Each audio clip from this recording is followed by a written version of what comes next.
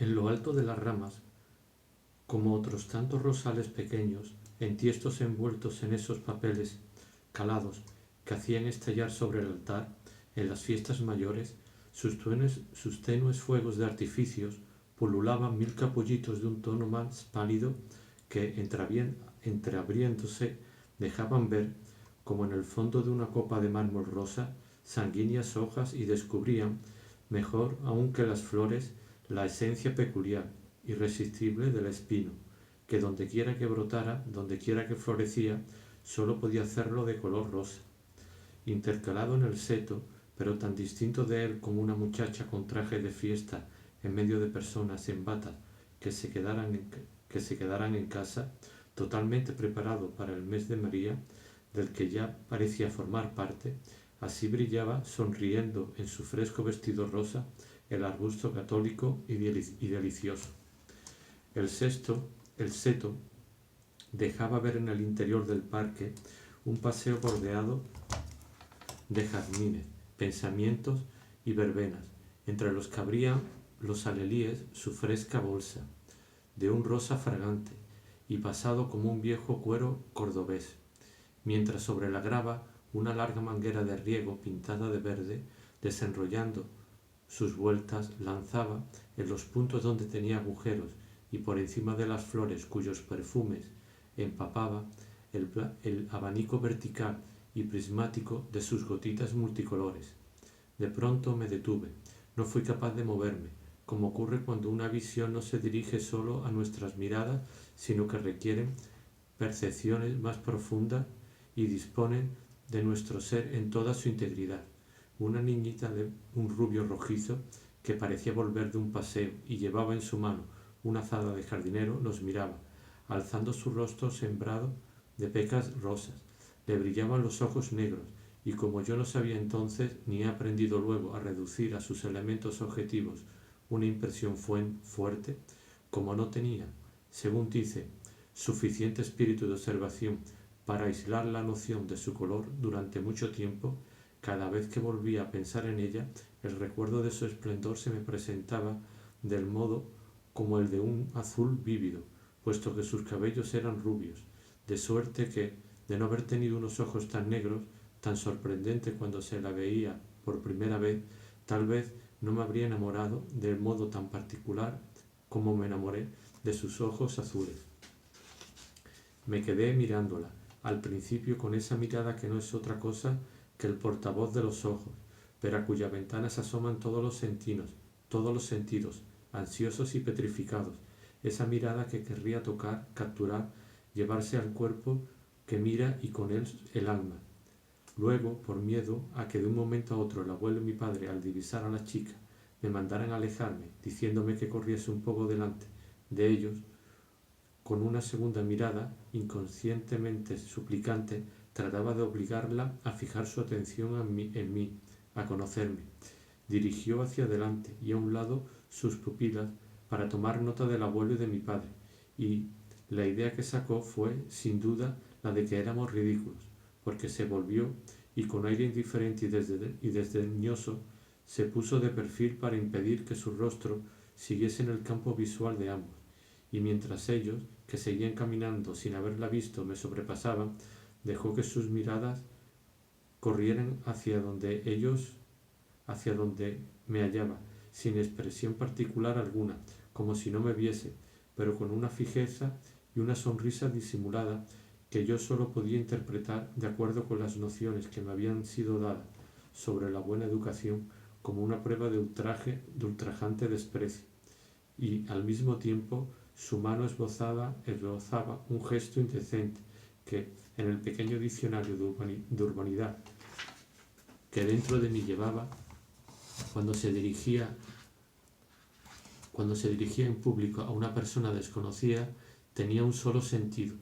el de una intención insolente. «Vamos, Gilbert, ven aquí. ¿Qué estás haciendo?», gritó con voz penetrante y autoritaria una dama de blanco, a la que yo no había visto, y a cierta distancia un señor vestido de dril, y al que yo no conocía. Clavaba en mí unos ojos que se le salían de las órbitas, y, dejando bruscamente de sonreír, la muchacha cogió su azada y se alejó sin volverse, con aire dócil, impenetrable y taimado. Así fue como pasó a mi lado aquel nombre de Gilbert, ofrecido como un talismán que tal vez hubiera de permitirme encontrar un día aquella a la que acababa de convertir en persona y que, un momento antes, solo era una imagen incierta. Así pasó, proferido por encima de los jazmines y los alelíes, agrio y fresco como las gotas de la manguera verde, impregnando y irisando la zona de aire puro que había atravesado y que aislaba, con el misterio de la vida de aquella a la que designaba para los seres felices que vivían o que viajaban con ella, desplegando bajo el espino rosa, a la altura de mi hombro, la quinta esencia de su familiaridad, para mí tan dolorosa, con ella, con lo desconocido de su vida donde yo no entraría. Por un instante, mientras nos alejábamos y el abuelo murmuraba: pobre Swan, vaya papelón que le hacen jugar, y le obligan a irse para que ella se quede a solas con Charles, porque es él, desde luego, lo he reconocido, y esta pequeña mezclada en toda esa infamia, la impresión de que en mí había dejado el tono despótico con que la madre de Gilbert le había hablado sin que ella replicase, mostrándomela como obligado a obedecer a alguien y por tanto de ningún modo superior a todo, calmó un poco mi sufrimiento, me devolvió cierta esperanza y atenuó mi amor, pero no tardó ese amor en volver a elevarse en mí como una reacción con la que mi corazón humillado quería ponerse al nivel de Gilbert o rebajarla hasta él. La amaba, lamentaba no haber tenido tiempo ni inspiración para ofenderla, para hacerle daño y obligarla así a recordarme. La encontraba tan bella que habría deseado poder volver sobre mis pasos para gritarle, encogiéndome de hombros: «¡Qué fea me parece! ¡Qué grotesca es usted! ¡Qué asco me da!». Sin embargo, me alejaba, llevando conmigo para siempre, como arquetipo de una felicidad inaccesible a los niños de mi clase por unas leyes naturales imposibles de transgredir, la imagen de una chiquilla pelirroja, con la piel sembrada de pecas rosas, que sostenía una azada y reía, dejando escapar hacia mí largas miradas solapadas e inexpresivas. Y el encanto con que su nombre había incensado aquel lugar bajo los espinos rosas, donde al mismo tiempo los habíamos oído, ella y yo, iba ganando, recubriendo, embalsamando todo lo que estaba cerca, sus abuelos, a quienes los míos había tenido la inefable dicha de conocer, la sublime profesión de agente de cambio, el doloroso barrio de los Campos Elíseos donde ella vivía en París. «Leonie», dijo el abuelo al volver a casa, «me habría gustado tenerte con nosotros hace un rato. No reconocerías Tansonville. Si me hubiera atrevido, te habría cortado una rama de esos pinos rosas que tanto te gustaban». Así le contaba el abuelo nuestro paseo a tía Leonie, para distraerla o porque no hubiese perdido toda esperanza de convencerla para salir. En otro tiempo, a ella le gustaba mucho aquella propiedad, sin contar con lo que las visitas de Swan habían sido las últimas que había recibido, cuando ya le cerraba sus puertas a todo el mundo, y así como cuando Swan acudía ahora para saber cómo estaba, era la única persona de la casa a la que todavía pedía visitar,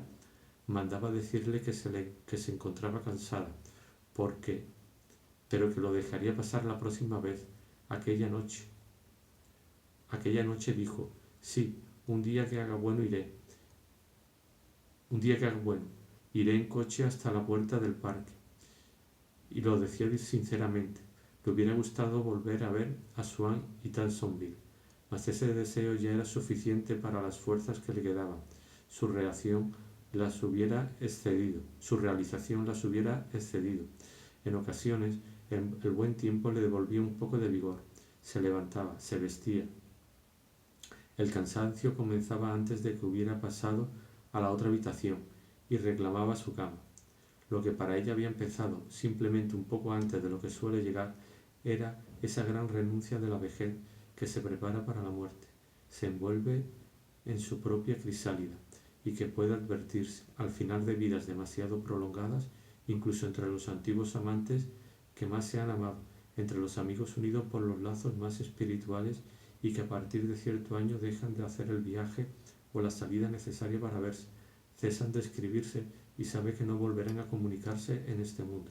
La tía debía saber de sobra que no volvería a ver a Swan, que ya nunca saldría de la casa,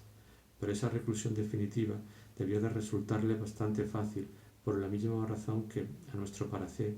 hubiera debido volvérsela más dolorosa. Aquella reclusión le venía impuesta por la mengua que día a día podía constatar en sus propios fuerzas, y que, convirtiendo cada acto y cada movimiento en una fatiga, sino en un sufrimiento, daba para ella a la inacción, al aislamiento y al silencio la dulzura reparadora reparadora y bendita del descanso. La tía no fue a ver el seto de espinos rosas, pero a cada momento preguntaba yo a mis padres si no iría, si en el pasado iba a menudo a Tansonville tratando de hacerles hablar de los padres y los abuelos de la señorita Swan, que me parecían grandes como dioses. Me consumía la necesidad de oírles pronunciar el nombre de Swan, para mí casi mitológico, cuando hablaba con mis padres. Ni yo mismo me atrevía a pronunciarlo, pero los arrastraba hacia temas que recordaban a Gilbert y su familia, que la concernía, y en las que yo no me sentía exiliado demasiado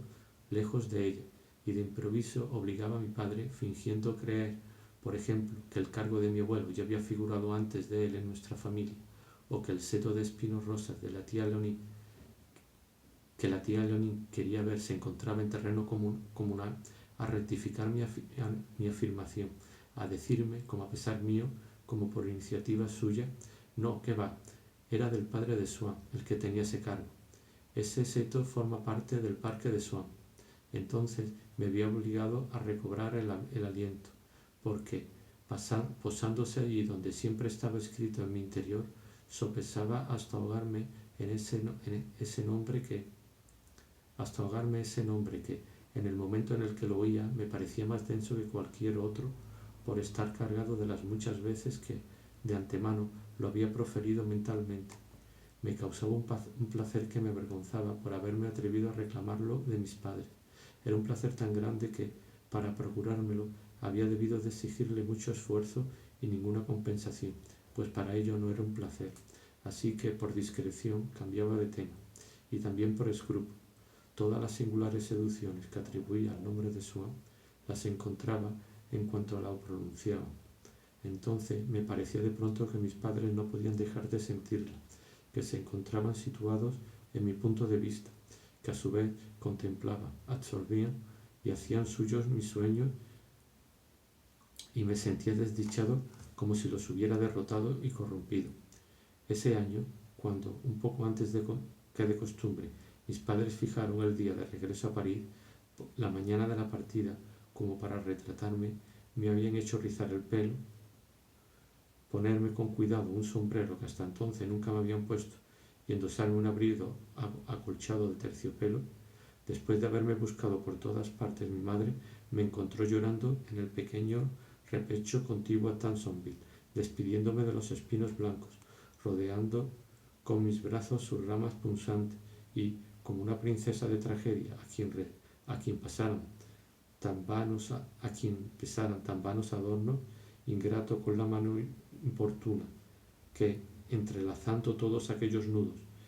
se había preocupado por recoger mis cabellos sobre la frente, pisoteando mis papillones, arrancándolos, y mi sombrero nuevo, pisoteando mis papillones arrancados y mi sombrero nuevo. No conmovieron a mi madre mis lágrimas,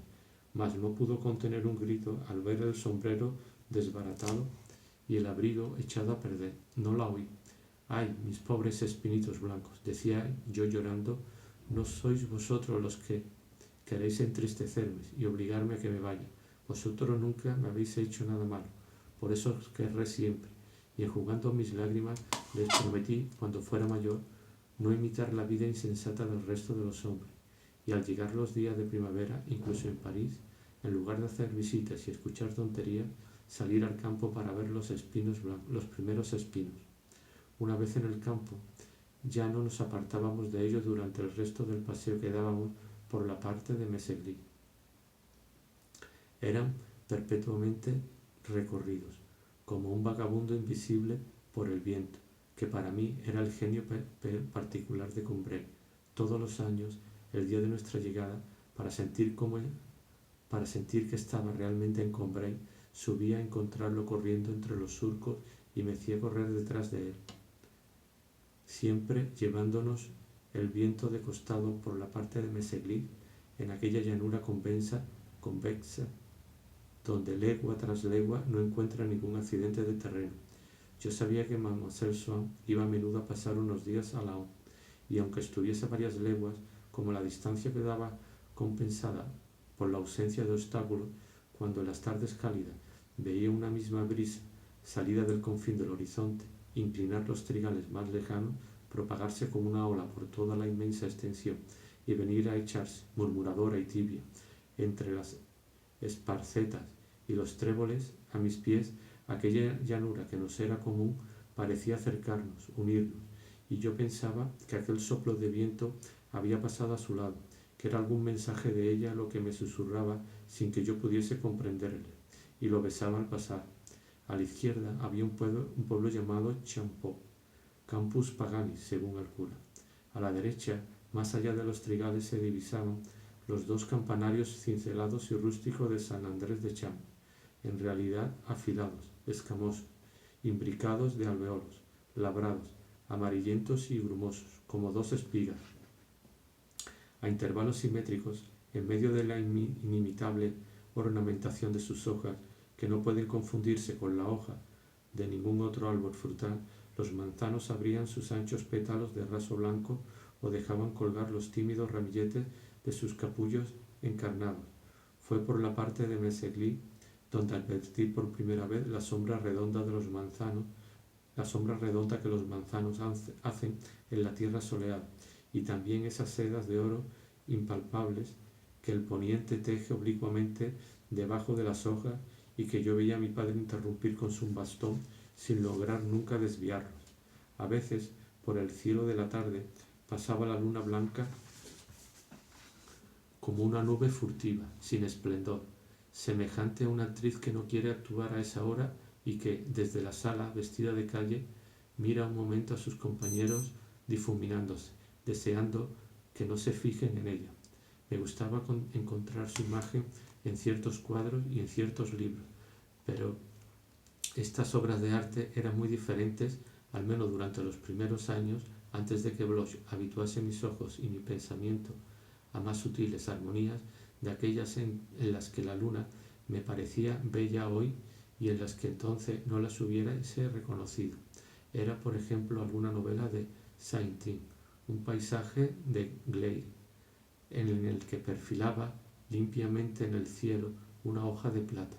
obra ingenuamente incompletas como lo eran mis propias impresiones y que indignaban a las hermanas de la abuela al ver cómo las amaba. Pensaba que deben ponerse delante de los niños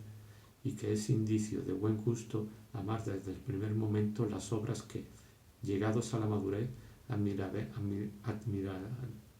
admiramos de forma definitiva. Y ello, evidentemente, porque se figuraban los méritos estéticos como objetos materiales que unos ojos abiertos no pueden dejar de percibir sin necesidad de ir madurando poco a poco otros equivalentes en el propio corazón. Era por la parte de Meseglis, en Montjubain, casa situada a orillas de una gran charca y adosada a un talud cubierto de matorrales, donde vivía Monsieur Victor. Por eso, en el camino nos cruzábamos a menudo con su hija, que conducía un buggy a toda velocidad. A partir de cierto año no volvimos a encontrarla sola, sino en compañía de una amiga de más edad, que tenía mala reputación en la comarca y que un día se instaló definitivamente en Montjubain. La gente decía: el pobre Monsieur Vintol debe estar ciego de cariño para no darse cuenta de lo que se murmura, permitir a su hija, él, que se escandalizaba por una palabra fuera de lugar, vivir bajo el mismo techo que semejante mujer. Él dice que es una mujer superior, un gran corazón, y que había tenido dotes y que habría tenido dotes extraordinarias para la música de haberlas cultivado. Puede estar seguro de que no es la música a lo que se dedica con su hija. Monsieur Vinton lo decía, y es notable, en efecto, que una persona despierte siempre admiración por sus cualidades morales en los padres de cualquier otra persona con la que mantiene relaciones carnales. El amor físico, tan injustamente denigrado, obliga de tal modo a toda criatura a manifestar hasta las menores parcelas que posee de bondad, de desprendimiento de sí, que terminan resplandeciendo a los ojos del entorno inmediato. El doctor Percepit, a quien su gruesa voz y espesas cejas permitían interpretar a capricho el papel de hombre pérfido para el que carecía de físico, sin comprometer para nada su reputación inquebrantable e inmerecida de huraño bonachón, sabía hacer llorar de risa al cura y a todo el mundo, diciendo en tono rudo: bueno, al parecer, ella se dedica a la música con su amiga, Mademoiselle Vinton. Cualquiera diría que les sorprende. Yo no sé nada. Ha sido el bueno de Vinton quien me lo dijo ayer mismo. Después de todo, ¿por qué no ha de tener derecho la muchacha que le guste la música? No soy partidario de contrariar las vocaciones artísticas de los niños, y se conoce que Vinton tampoco. Además, que también él hace música con la amiga de su hija. Caramba, cuánta música se hace en esa casa. Pero, ¿por qué se ríen? Sí, esa gente hace demasiada música. El otro día encontré al bueno de Vinton junto al cementerio. No podía tenerse de pie. Para quienes como nosotros vieron en esa época a Monsieur Vinton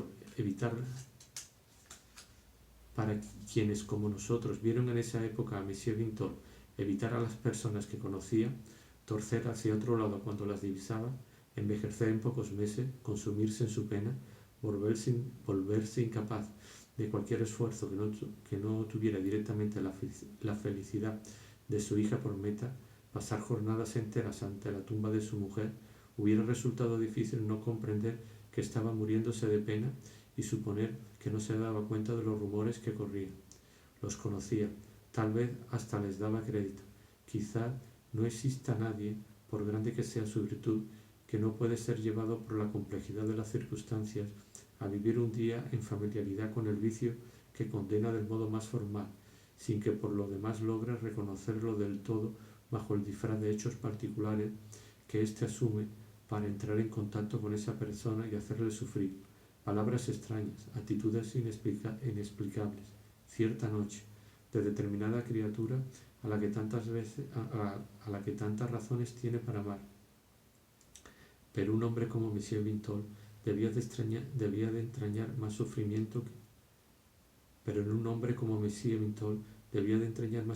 sufrimiento que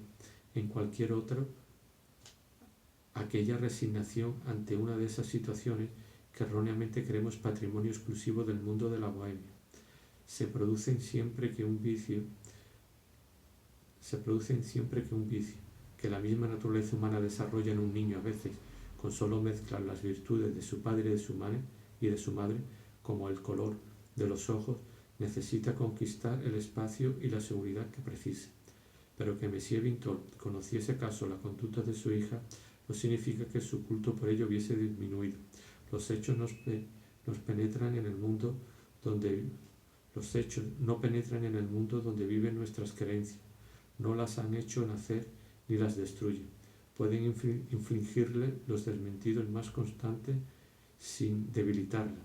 y una avalancha de desgracia o de enfermedades sucediéndose ininterrumpidamente en una familia no le harán dudar de la bondad de su Dios o del talento de su médico. Mas cuando Monsieur Vinton pensaba en su hija y en sí mismo desde el punto de vista de la gente, desde el punto de vista de su reputación, cuando trataba de situarse con ella en el rango que ocupaban en la estimación general, entonces formulaba el mismo juicio de orden social que hubiera hecho el vecino de Combray más hostil con él. Se veía junto a su hija caído en el peor de los bajos fondos, y desde hacía poco sus modales habían asumido esa humildad, ese respeto por quienes estaban en un plano superior y que veía desde abajo, aunque hasta entonces hubieran sido muy inferiores a él. Esa tendencia a tratar de subir hasta ellos, que es una consecuencia casi mecánica de toda decadencia. Un día caminábamos con Swann por una calle de Combray. Monsieur Vintol, que salía de otra, se topó con nosotros de forma tan brusca que no tuvo tiempo de evitarnos, y, con esa altanera calidad del hombre de mundo que, en medio de la disolución de todos sus prejuicios morales, en la infamia ajena no se ve sino una razón para demostrar una benevolencia cuyas pruebas halagan más el amor propio de quienes las da, porque parece de mayor valor a quienes las recibe.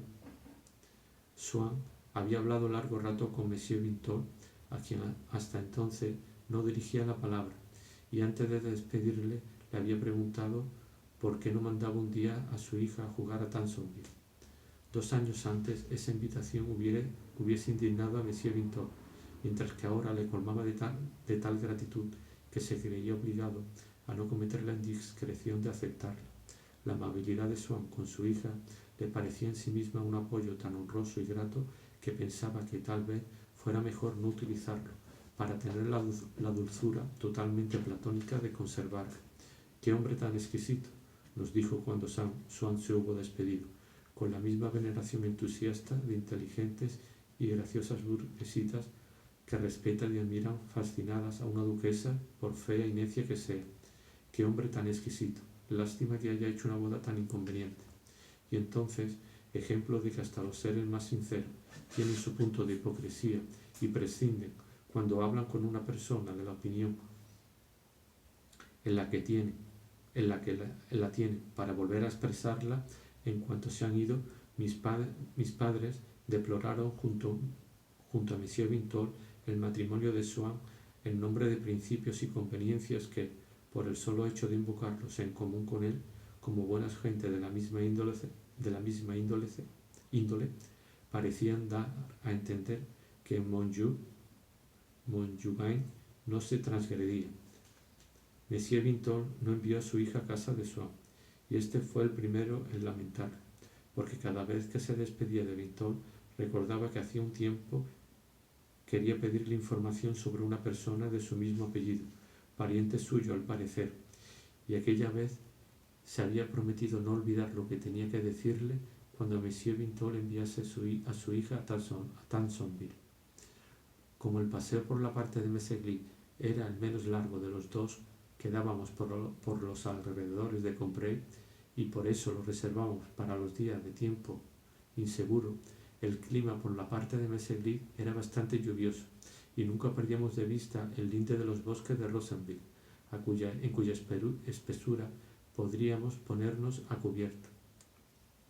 A veces se ocultaba el sol detrás de una nube que deformaba su óvalo y amarilleaba su borde. El fulgor, mas no la claridad, se retiraba del campo, donde toda vida parecía suspendida, mientras el pueblecillo de Rosenville esculpía sobre el cielo el relieve de sus aristas blancas con una precisión y un acabado abrumadores. Un poco de viento hacían alzar al vuelo a un cuervo que volvía a caer allá lejos, y contra el cielo blancuzco la lontananza de los bosques parecía más azul, como pintada en esos camafeos que decoran las entreventanas de las antiguas mansiones. Pero otras veces empezaba a caer la lluvia con que nos había amenazado el capuchino que el óptico tenía en su escaparate, como aves migratorias que alzan el vuelo todas juntas. Las gotas de agua bajaban del cielo en apretadas filas, no se separaban nunca, no van a la aventura durante la rauda travesía, sino que cada una mantiene su puesto, atrae hacia sí a la que la sigue, y el cielo se vuelve más oscuro que cuando parten las golondrinas. Nos refugiamos en el bosque. Cuando su viaje parecía acabado, algunas llegaban todavía más débiles, más lentas, pero salíamos de nuestro refugio, porque a las gotas les gusta el follaje, y ya estaba la tierra casi seca cuando más de una se demoraba jugando entre las nervaduras de una hoja, y suspendida en la punta, tranquila, resplandeciendo al sol, se dejaba de improviso resbalar desde lo alto de la rama y nos caía en la nariz. También a veces íbamos a refugiarnos, mezclados con los santos y los patriarcas de piedra, bajo el pórtico de San Andrés de Champs. Qué francesa era aquella iglesia. Encima de la puerta, los santos, los reyes caballeros, con su flor de lis en la mano, y las escenas de bodas y funerales estaban representados como podían estarlo en el alma de François. El escultor también había narrado ciertas anécdotas sobre Aristóteles y Virgilio, del mismo modo que François en la cocina hablaba de buena gana de San Luis, como si lo hubiese conocido en persona, y por lo general para avergonzar con esa comparación a mis abuelos, que eran menos justos. Se notaba que las nociones que el artista medieval y la campesina medieval, superviviente en el siglo XIX, tenían de la historia antigua o cristiana y que se caracterizaban tanto por su exactitud como por su ingenuidad, no procedían de los libros, sino de una tradición al mismo tiempo antigua y directa, ininterrumpida, oral, deformada, irreconocible y viva. Otro personaje de Combray, al que también yo reconocía virtual y profetizado en la escultura gótica de San Andrés de Champs, era el joven Theodore, el dependiente de Camus. Además, François percibía también en este al paisano y al contemporáneo que, cuando la tía Olin estaba demasiado enferma para que François pudiera darle sola la vuelta en la cama y llevarle al sillón, antes de permitir a la fregona subir a dejarse ver ante la tía, llamaba a Theodore. Pero el muchacho, que pasaba, y con razón, por un mal sujeto, estaba tan invadido por el alma que había decorado San Andrés de Champs, y en particular por los sentimientos de respeto que François creía debido a los pobres enfermos, a su pobre ama, que cuando levantaba la cabeza de mi tía sobre la almohada ponía la cara ingenua y solícita de los angelitos que, en el bajorrelieve, se afanaban con un cirio en la mano alrededor de la Virgen desfallecida, como si las caras de piedra esculpidas, grisáceas y desnudas, como lo están los bosques en invierno, no fueran más que un sueño, una reserva, pronta a florecer de nuevo a la vida en innumerables rostros populares, reverendos, taimados como el de Teodoro, coloreados con la rojez de una manzana madura. No aplicada a la piedra como esos angelitos, sino separada del pórtico, de estatua más que humana, de pie sobre una peana, no aplicada a la piedra como esos angelitos, sino separada del pórtico, de estatua más que humana, de pie sobre una pena como sobre un taburete que le evitara posar las plantas sobre el húmedo suelo. Una santa tenía las mejillas llenas, el seno firme que henchía el paño como un racimo maduro en un saco de crin, la frente estrecha, la nariz corta y traviesa, las pupilas hundidas, el aspecto sano, insensible y animoso de las aldeanas de la comarca. Esta semejanza que insinuaba en la estatua una ternura que yo no había buscado, quedaba confirmada a menudo por alguna muchacha de los campos, llegada como nosotros a reguarecerse, y cuya presencia, semejante a las de esos follajes de parietaria que han crecido junto a los follajes esculpidos, parecía destinada a permitir juzgar la verdad de la obra de arte tras cotejarla con la naturaleza. Delante de nosotros, en la distancia, tierra prometida o maldita, Roussainville, cuyos muros nunca llegué a penetrar, Roussainville, a veces, cuando la lluvia ya había escapado para nosotros, seguía siendo castigado como un pueblo bíblico por todas las lanzas de la tormenta que flagelaban oblicuamente las moradas de sus habitantes, o bien ya estaba perdonado por Dios Padre, que mandaba descender hacia él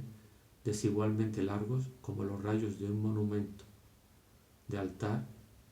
los tallos de oro desflecados de su sol reaparecido.